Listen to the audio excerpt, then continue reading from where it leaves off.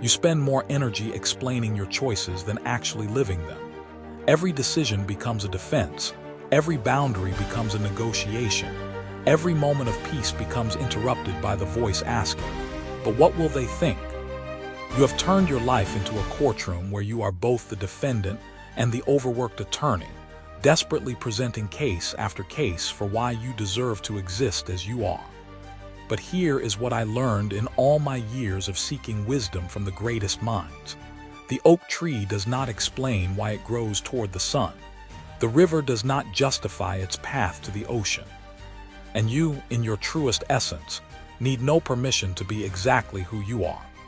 Tonight, you will discover why Alan Watts believed that your compulsion to explain yourself is not kindness, but a prison. Why every word you speak to justify your existence actually moves you further away from the person you were meant to become. This is not about becoming cold or distant. This is about becoming so authentically yourself that the right people are drawn to you like iron to a magnet, without you saying a single word. What you are about to learn will fundamentally shift how you move through the world. You will stop performing your life and start living it. You will stop translating your soul for others and start honoring the language it speaks naturally.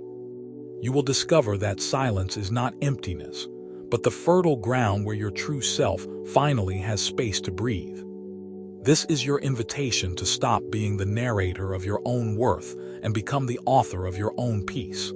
If you are ready to reclaim the energy you have been giving away in endless explanations, subscribe now, because what comes next will change not just how you speak, but how you exist in this world. Number 1, the compulsion to explain oneself. You wake up every morning, and before your feet touch the ground, your mind is already rehearsing the conversation you will have with your colleague about why you chose that project. Rehearsing the explanation you owe your family about your life decisions. Rehearsing the defense of your boundaries, your choices, your very existence. You have become a lawyer in the court of everyone else's opinion, and you are exhausted from a trial that never ends.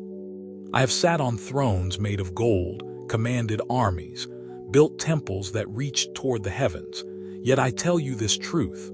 No amount of external power can match the devastation of internal slavery to others' understanding. When you explain yourself compulsively, you are not communicating. You are surrendering. You are taking the sacred complexity of your being and forcing it through the narrow keyhole of someone else's comprehension, hoping desperately that something recognizable will emerge on the other side. But here is what happens when you try to translate your soul into words that others can digest. Your truth becomes their interpretation. Your pain becomes their judgment. Your journey becomes their story about what you should have done differently. You hand them the pen to your life and wonder why the narrative never feels like your own. Imagine trying to explain the color blue to someone who has lived their entire life in darkness. You could spend lifetimes describing the way it dances with light, the way it holds the depth of oceans, and the promise of infinite skies.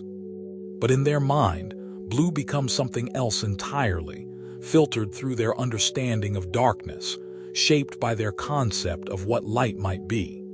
This is what happens every time you attempt to make yourself understood.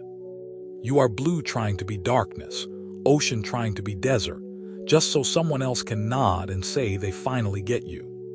There was a merchant in my kingdom who spent every evening in the marketplace, not selling his goods, but explaining them. He would tell elaborate stories about where each spice came from, why each fabric was woven the way it was, what each tool was meant to accomplish. He was convinced that if people truly understood his products, they would surely buy them. Day after day, crowds gathered to hear his stories, fascinated by his explanations. But they would listen, nod appreciatively, and walk away empty-handed. Meanwhile, across the square, a silent merchant displayed his goods with quiet confidence. He spoke little, explained nothing, but people felt drawn to his stall. They touched his fabrics, smelled his spices, held his tools. They bought not because they understood, but because they felt something true in his presence. The explaining merchant eventually came to me, frustrated and broke. He could not understand why his passion for making people understand had failed him so completely. I told him what I tell you now. Explanation is not connection. Understanding is not purchase. Authenticity needs no translator. When you compulsively explain yourself, you are operating from a wound that believes you are not enough as you are. This wound whispers that your worth is conditional, that your existence requires justification, that love must be earned through making others comfortable with your choices. But this wound lies.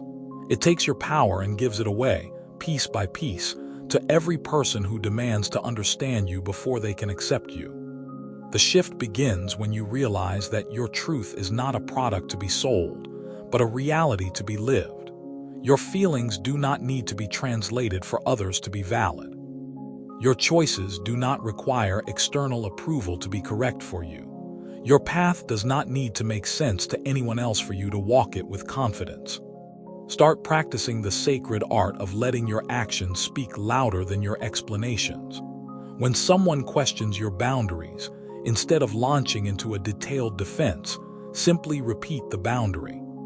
When someone challenges your choices, instead of providing a comprehensive justification, acknowledge their perspective and maintain your position.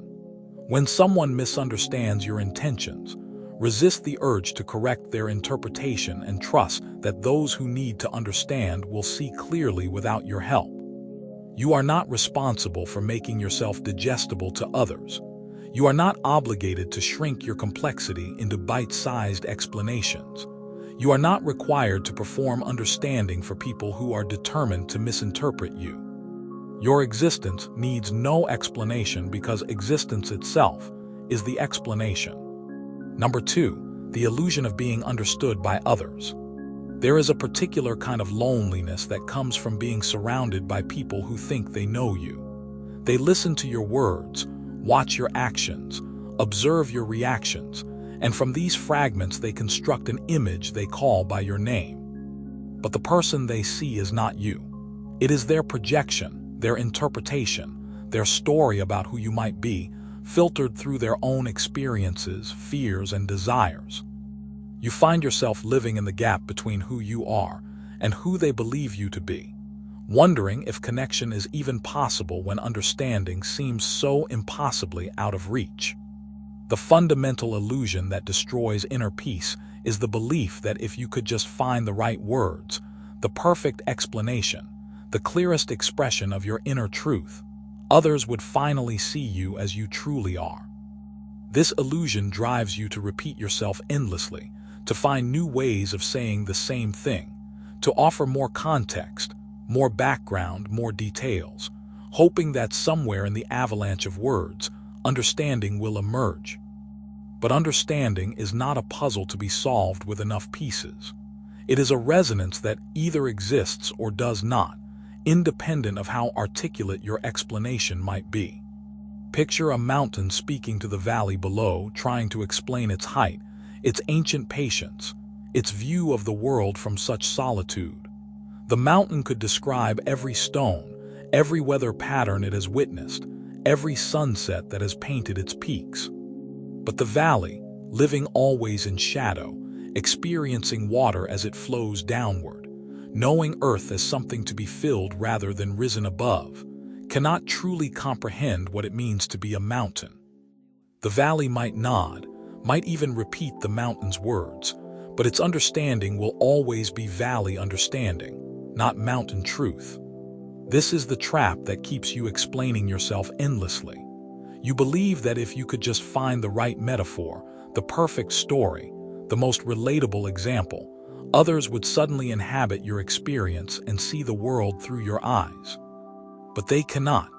They will always interpret your mountain from their valley perspective, and their interpretation will always be about them, not about you. I once knew a woman in my court who possessed the most beautiful singing voice in all the land. When she sang, grown men wept, warriors laid down their weapons, children stopped their playing to listen. But she was tormented by the fact that when she tried to explain her music to others, When she described the emotions that moved through her as she sang, people would nod politely and change the subject. She began to doubt her gift, thinking that if she could not make others understand the depth of what music meant to her, perhaps it was not as meaningful as she believed. She spent years trying different ways to explain her experience. She used poetry, she used metaphors, she tried to teach others to sing so they might feel what she felt, but nothing worked. People appreciated her voice, but they could not access her experience of creating it. She grew bitter, convinced that she was cursed to be forever alone in her passion. One day she came to me in despair, ready to give up singing altogether. She felt that if others could not understand what it meant to her, it must not be worth doing. I asked her a simple question.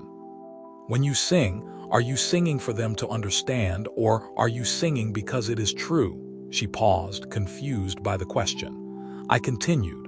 Your voice moves them whether they understand it or not. Your music touches them whether they can explain it or not. Understanding your experience is not required for your gift to be real or for it to matter. This is the turning point that changes everything. Realizing that being understood is not necessary for being valuable. Your truth does not become less true because others cannot grasp it. Your experience does not become less valid because it cannot be translated into someone else's language. Your worth is not dependent on someone else's comprehension. The prison of seeking understanding keeps you trapped in an endless cycle of explanation, frustration, and disappointment. You modify your truth to make it more digestible. You water down your complexity to make it more accessible. You perform a simplified version of yourself, hoping it will be easier for others to grasp. But each modification takes you further from your authentic self and deeper into the illusion that love and acceptance are conditional upon being understood. The liberation begins when you accept that most people will never truly understand you, and that this is not a failure of communication, but a reality of human existence. We are all isolated in our own experience, viewing the world through our own unique lens, interpreting everything through our own story. True connection happens not through understanding but through acceptance, not through comprehension but through presence. Stop trying to be understood and start being authentic. Stop explaining your experience and start living it fully. Stop translating your truth and start embodying it with such integrity that others feel its reality even if they cannot grasp its meaning. The right people will recognize you not through understanding but through resonance. They will be drawn to your authenticity, not because they comprehend it, but because it reminds them of their own buried truth. Number 3, healing as an internal experience. In the quiet moments when the world is not watching, when there is no audience to witness your transformation, when there is no one to applaud your breakthroughs or validate your progress, something profound occurs. Real healing happens. Not the kind that makes for inspiring social media posts or compelling stories at dinner parties, but the deep, cellular, transformative healing that requires no witnesses and seeks no recognition. This is the healing that actually changes you, that rewrites your story from the inside out, that happens in silence because silence is where truth lives. But you have been taught to believe that healing is a performance, that growth must be documented, that transformation requires testimony.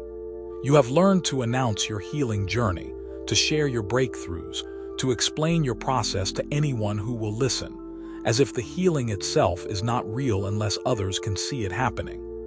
This is the great deception that keeps you trapped in the shallow waters of partial healing, always performing your growth instead of actually growing. True healing is like a seed germinating deep underground, in darkness, in silence, with no fanfare or announcement. The seed does not explain its process to the soil. It does not justify its need for water or apologize for taking up space. It simply follows its nature, slowly, quietly, transforming from within. Only when the transformation is complete does anything visible emerge above ground. And even then, the most important part, the root system that sustains everything, remains hidden, unseen, unwitnessed. I remember a time in my youth when I was plagued by a deep fear that haunted my nights and clouded my days. This fear had roots in an experience so painful that even thinking about it would send waves of anxiety through my body. I tried everything to heal it. I consulted wise men, I performed rituals, I spoke about it to anyone who would listen, hoping that somehow, in the telling and retelling, the fear would lose its power over me. But the more I spoke about it, the more real it became. The more I tried to explain it, the more it explained me. The more witnesses I brought to my healing process, the more I felt obligated to show progress, to demonstrate improvement, to perform recovery. My healing became a show, and I became an actor in my own transformation, more concerned with how the healing looked than whether it was actually happening. One night, exhausted by the performance, I retreated to a place where no one could find me. In that solitude, with no one to impress and nothing to prove, I stopped talking about my fear and simply sat with it. I stopped explaining it and started feeling it. I stopped trying to heal it and started accepting it. And in that silence, something shifted. Not dramatically, not visibly, but quietly, deeply, permanently. The fear began to transform, not because I had found the right words to describe it, but because I had finally given it space to exist without explanation. The healing happened not because I had convinced others of my progress, but because I had stopped trying to convince anyone of anything and started listening to what my soul actually needed. This is the profound shift that changes everything.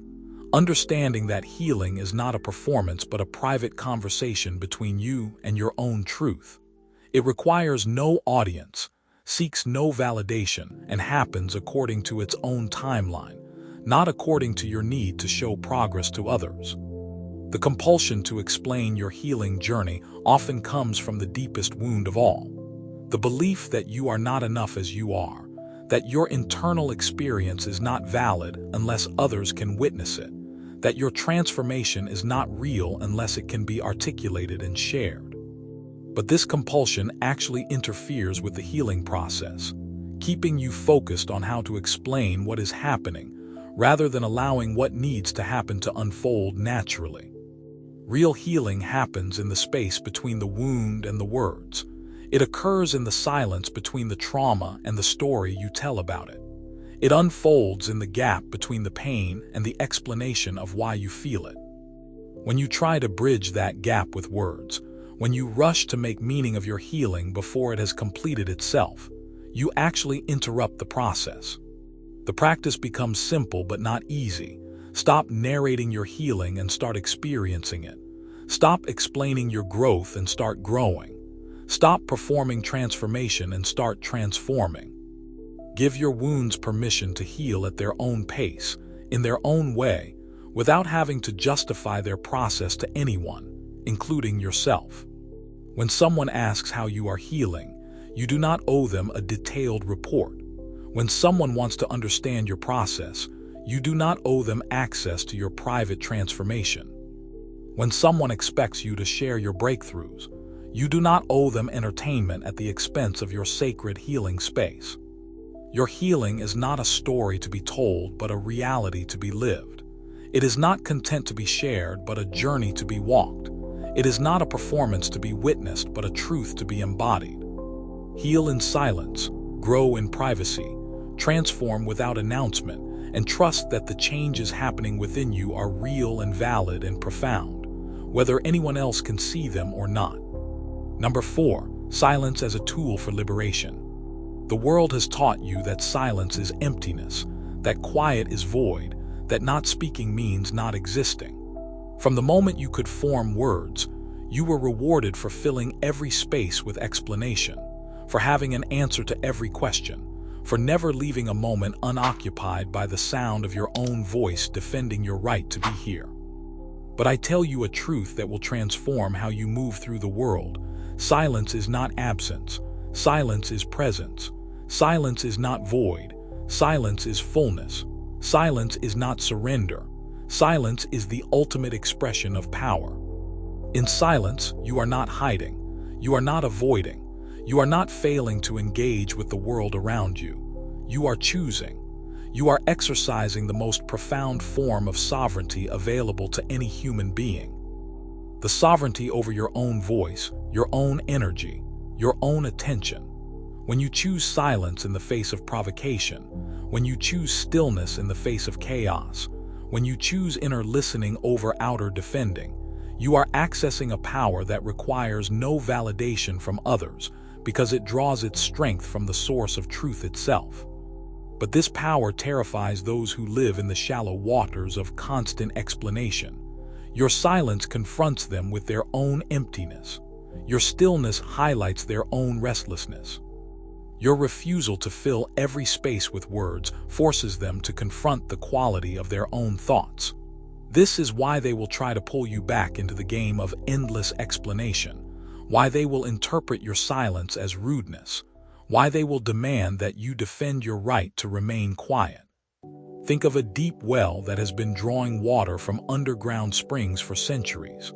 The well does not announce its depth, does not explain its capacity, does not justify its existence to every person who approaches seeking water. It simply is. Those who need what it offers will lower their bucket and draw from its depths. Those who do not understand its value will pass by in search of flashier sources of refreshment. The well remains unchanged, unbothered, continuously connected to its source, regardless of who does or does not appreciate what it has to offer. This is the power available to you when you choose the path of strategic silence. Not the silence of suppression, not the silence of fear, not the silence of defeat, but the silence of knowing. The silence that comes from being so connected to your own truth that you no longer feel compelled to translate it for others. The silence that arises from being so secure in your own worth that you no longer need others to confirm it. I learned this lesson during a period of my reign when I was challenged by those who questioned my wisdom. They demanded explanations for my decisions, justifications for my policies, defenses of my choices. At first, I responded as I had been trained to do, with elaborate explanations, detailed reasoning, comprehensive justifications. But I noticed that the more I explained, the more they questioned. The more I justified, the more they doubted. The more I defended, the more they attacked. One day, faced with yet another demand for explanation, I simply looked at the questioner and remained silent. Not a cold silence, not an angry silence, but a complete, present, aware silence. In that silence, something powerful happened. The questioner began to feel the quality of their own question. They began to sense whether their inquiry was coming from genuine curiosity or from a need to diminish my authority. They began to encounter their own motivation in the space that my silence provided.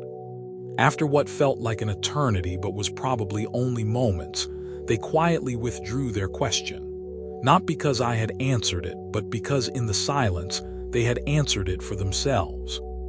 They realized that their question was not really about my decision, but about their own need to feel important, their own need to be heard, their own need to challenge authority regardless of whether the challenge was warranted. This became my practice, responding to inappropriate demands for explanation with the gift of silence.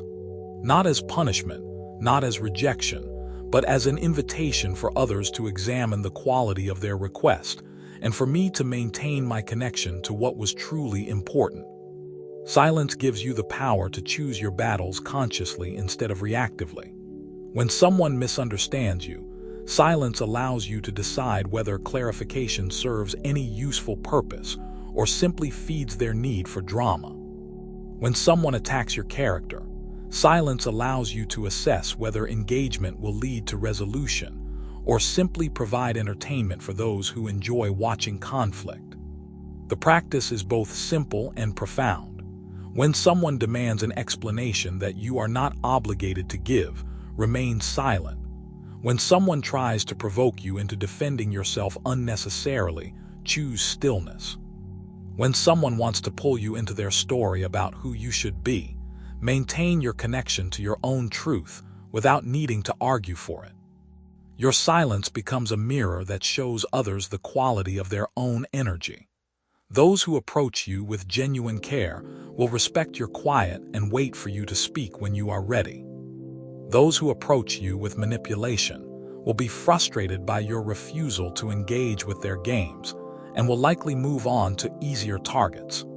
In silence, you reclaim the energy you have been giving away in countless unnecessary explanations. In stillness, you reconnect with the source of wisdom that requires no external validation. In quiet, you discover that your truth is so solid, so unshakable, that it needs no defending. Silence is not the absence of communication. It is the presence of wisdom, choosing when communication serves love and when it serves ego. Number 5, authenticity as a form of healing. You have spent so many years becoming fluent in the language of others that you have forgotten how to speak your own truth. You have mastered the art of translation, turning your real feelings into acceptable feelings, your genuine thoughts into digestible thoughts, your authentic responses into appropriate responses. You have become so skilled at being what others need you to be that you no longer remember what it feels like to simply be who you are, without editing, without filtering, without performing. This performance of acceptability has cost you more than you realize. Every time you adjust your truth to make it more palatable, you create a small tear in the fabric of your authentic self. Every time you soften your edges to avoid conflict, you disconnect a little more from your own power. Every time you explain away your instincts to make others comfortable, you betray the wisdom that your soul has spent a lifetime developing. But here is what you must understand. Authenticity is not selfishness. Living in alignment with your truth is not cruelty. Refusing to perform a diluted version of yourself is not coldness. It is healing. It is the deepest, most profound form of healing available to you because it addresses the root wound that creates the need for external validation in the first place. The wound that tells you that who you are is not enough. Authenticity heals this wound not through explanation, not through justification, not through convincing others of your worth, but through the radical act of living as if your worth is not up for debate. It heals through the revolutionary practice of being so aligned with your truth that you no longer feel compelled to defend it. It heals through the quiet confidence that comes from knowing yourself so deeply that others' opinions become interesting information, but not determining factors in how you move through the world. Imagine a tree that has grown in a forest where all the other trees lean heavily to the east, bent by years of wind and weather. This tree could look around and decide that to fit in, to be accepted, to avoid standing out, it should also lean east. It could spend its energy contorting its natural growth pattern, forcing its branches to grow in unnatural directions, exhausting itself trying to look like all the other trees. But if it did this, it would never discover its own strength, never develop its own root system, never reach its own potential height. Or this tree could choose to grow straight toward the light, according to its own nature, trusting that its authentic growth serves not only itself, but the entire forest. By growing true to its own pattern, it creates diversity in the landscape. It provides different kinds of shelter, attracts different kinds of birds, contributes something unique to the ecosystem that would be lost if it simply imitated all the other trees. This is what authentic living offers. Not just healing for yourself, but a gift to the world that can only come through you being fully, unapologetically you. I once knew a merchant who sold the most exquisite pottery in all the kingdom. Each piece was unique, crafted with techniques he had developed over decades of experimentation. His work was sought after by collectors and artists from distant lands, but he was troubled by the fact that when he displayed his pottery alongside more conventional pieces, some customers would pass by his booth, preferring the familiar styles they could easily understand and categorize. He came to me asking whether he should modify his techniques to create pieces that would appeal to a broader audience. He was tired of having to explain his artistic choices to customers who did not immediately appreciate his work. He wanted to know if he should make his art more accessible, more conventional, more easily understood. I took him to visit a master craftsman in my court who created the most beautiful and unusual instruments. When we arrived, we found the craftsman working on a piece unlike anything either of us had ever seen. The merchant immediately began asking questions. What was it for? How was it played? Who would buy such an unusual instrument? The craftsman looked up from his work and said simply, "I make what wants to be made through me. Those who need what I create will recognize it. Those who do not will find what they need elsewhere. My job is not to make instruments for everyone. My job is to make the instruments that can only be made through my hands, with my vision, according to my understanding of beauty and sound." The merchant was quiet for a long time. Then he said, "But what if people do not understand? What if they think your work is strange or unnecessary?" The craftsman smiled and returned to his work. "Their understanding is not required for my work to be valuable. My authenticity serves those who resonate with it. My attempts to be understood by everyone would serve no one fully." This is the shift that transforms everything, moving from trying to be understood by everyone to being authentic for those who can recognize and appreciate your truth. It is the difference between being a performer seeking applause and being an artist creating from the depths of your own vision. When you live authentically, you stop trying to convince people of your worth and start demonstrating it through your presence. You stop explaining your choices and start living them with such integrity that they speak for themselves. You stop defending your truth and start embodying it so fully that it becomes undeniable, not because everyone understands it, but because those who encounter it can feel its reality. The practice becomes simple. Before you speak, ask yourself if you are speaking to clarify or to convince. Before you explain, ask yourself if the explanation serves truth or serves your need for approval. Before you adjust your response to make it more acceptable, ask yourself what you would say if you trusted that your authentic response was exactly what the situation required. Authenticity is not about being rude or inconsiderate. It is not about saying everything you think or expressing every emotion you feel.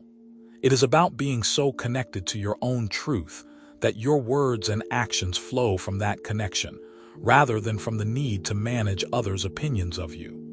When you live this way, you become magnetic not because you are trying to attract anyone, but because authenticity has its own gravitational pull that draws people who are ready for real connection, and naturally repels those who are only interested in surface-level interaction. Number 6. Spiritual maturity and detachment from external validation. There comes a moment in every conscious person's journey when they realize that seeking approval is not just exhausting, it is actually preventing them from becoming who they are meant to be. This moment of recognition is both liberating and terrifying because it means accepting responsibility for your own validation, your own worth, your own sense of meaning and purpose.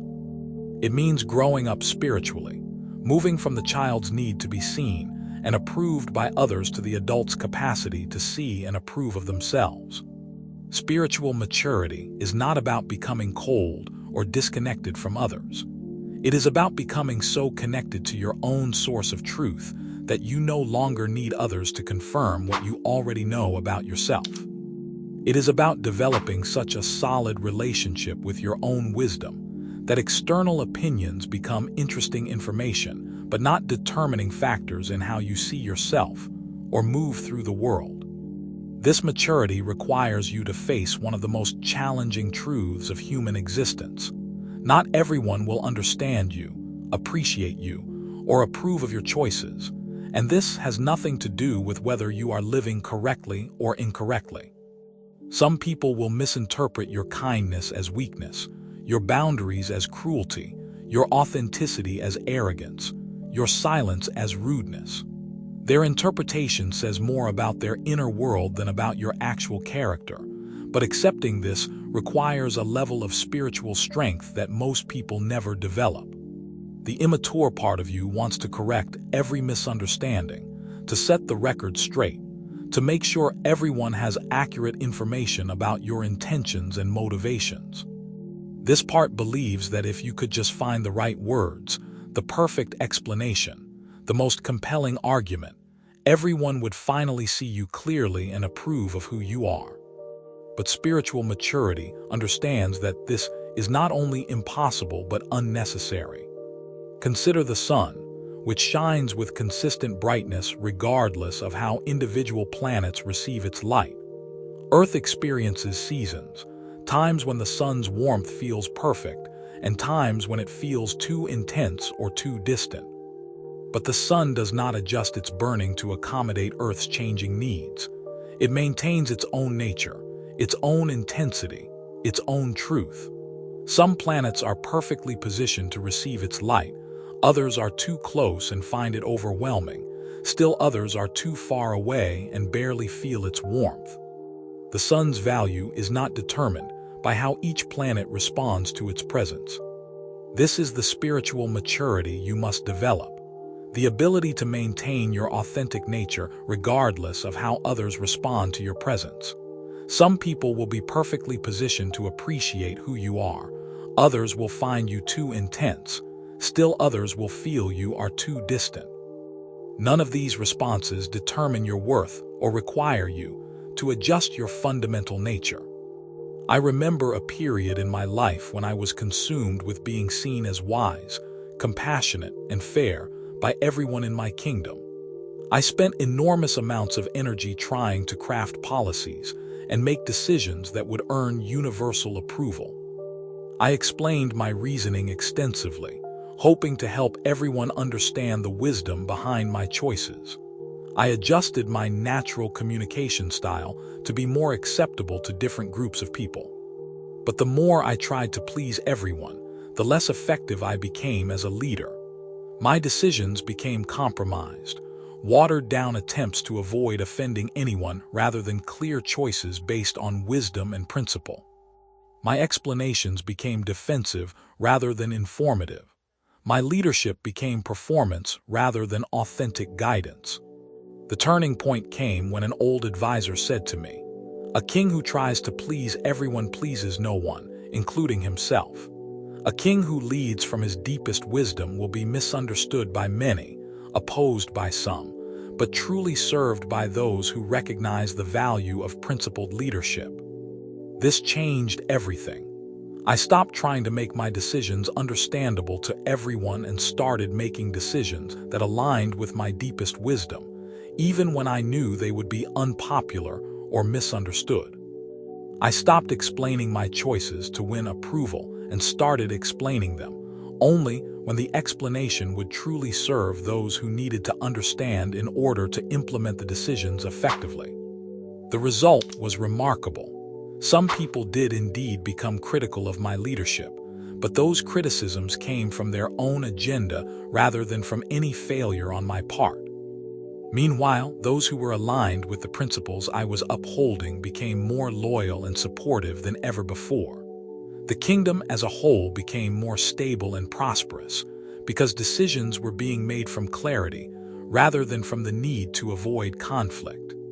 This is what spiritual maturity looks like in practice, making choices based on your deepest wisdom rather than on the need to be understood or approved.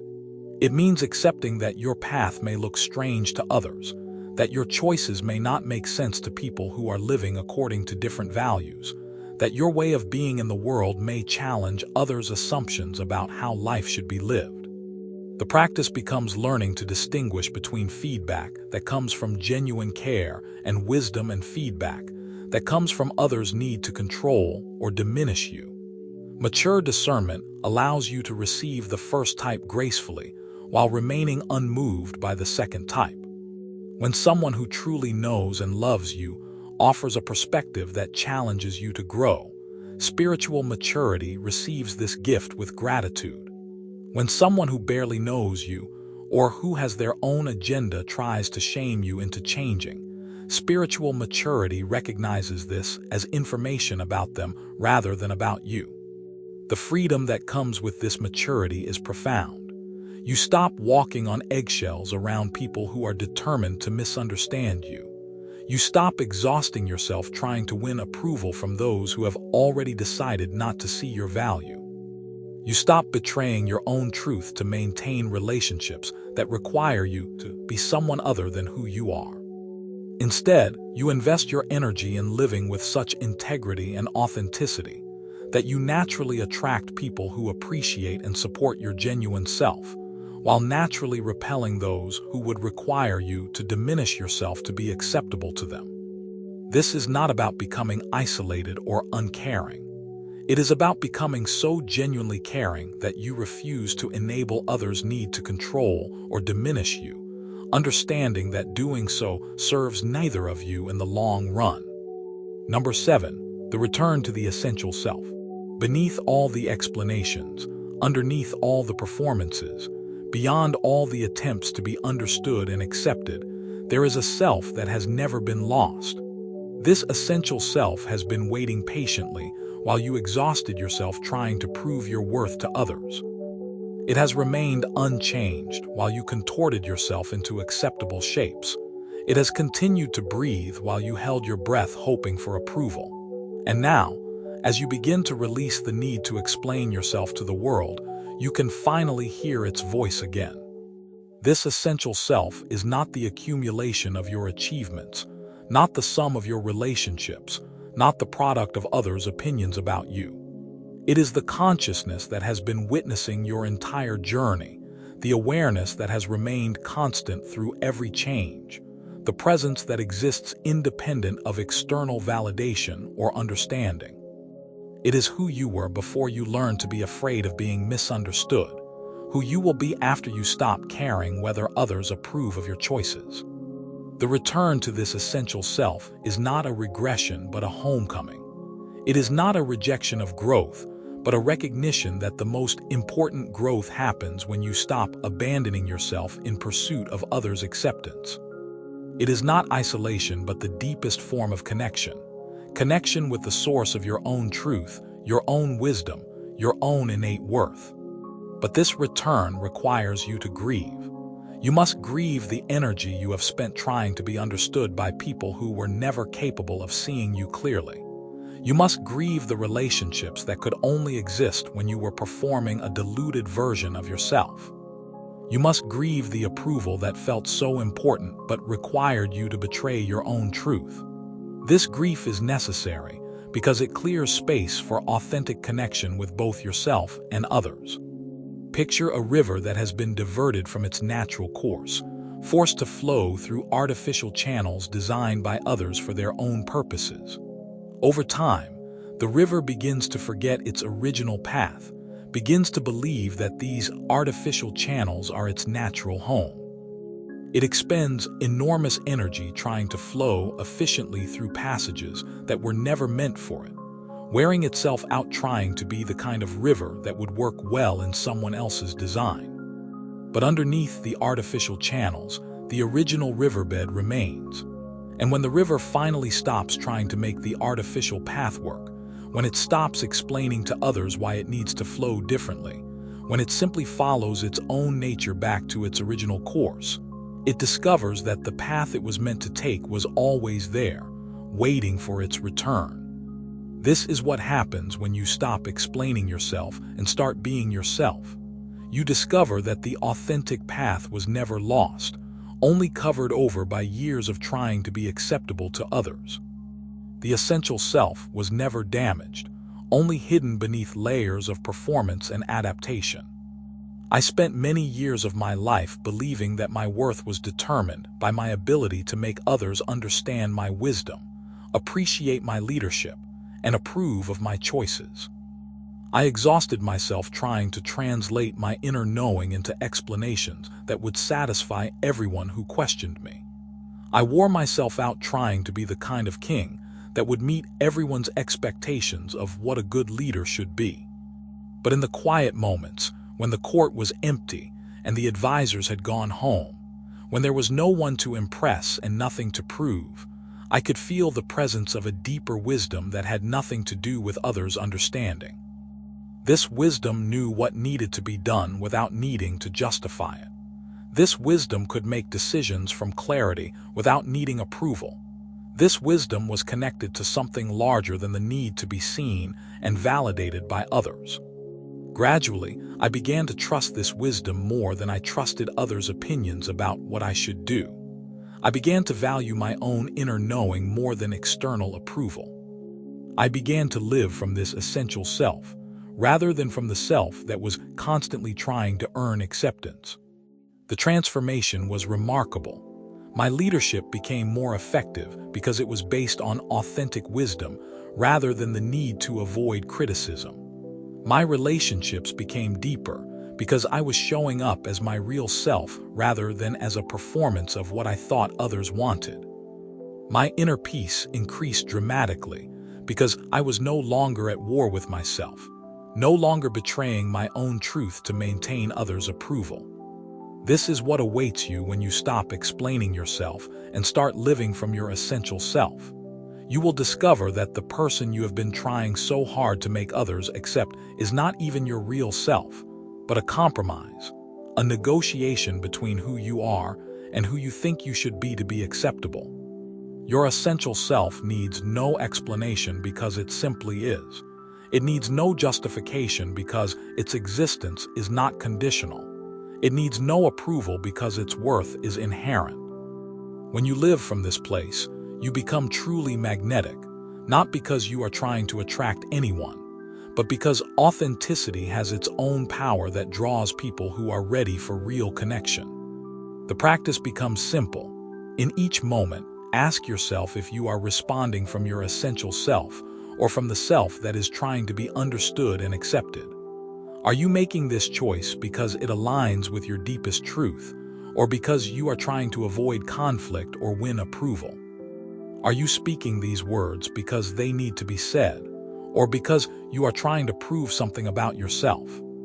As you practice living from your essential self, you will notice that many of your relationships change. Some people will no longer be comfortable with you because you are no longer performing the role they expected you to play. This is not a loss but a liberation. These relationships were based on a false version of you, and their ending creates space for connections based on who you actually are. Other people will be drawn to you in a new way, recognizing something authentic in your presence that they had not encountered before. These connections will be deeper and more nourishing because they are based on truth rather than performance. The return to your essential self is not a destination but a way of being. It is not something you achieve once and then maintain forever, but something you choose in each moment. It is the ongoing practice of choosing authenticity over acceptability, truth over approval, presence over performance. In this return, you finally understand that you were never broken and therefore never needed fixing. You were never inadequate and therefore never needed others' validation to be worthy. You were never incomplete and therefore never needed to explain yourself to be whole. You are and you have always been enough. And so you find yourself at the threshold of a different way of being. Not better, not worse, simply different. Like a bird that has spent its entire life explaining to fish why it belongs in the sky, you are finally ready to spread your wings and trust that the air will hold you. The fish may never understand your flight, but the sky has been waiting for you all along. In this moment, as these words settle into the quiet spaces of your heart, you may notice something shifting, a subtle release, a gentle exhale you did not know you were holding. This is not the end of anything, but the beginning of remembering who you were before the world taught you to doubt your own worth. Your silence is not empty space waiting to be filled with explanations. It is sacred territory where your truth can finally breathe without permission. Your authenticity is not a performance requiring applause, but a frequency that calls to those who recognize their own buried song in your presence. The person you are becoming needs no introduction to those who matter. They will feel your reality before you speak a word. They will recognize your truth not because you have explained it perfectly, but because it resonates with something undeniable within themselves. If you are ready to explore this path deeper, to discover what emerges when you stop translating your soul for others and start living from its original language, join us in this continuing journey of return to your essential self. Your existence requires no explanation. Your presence is the explanation.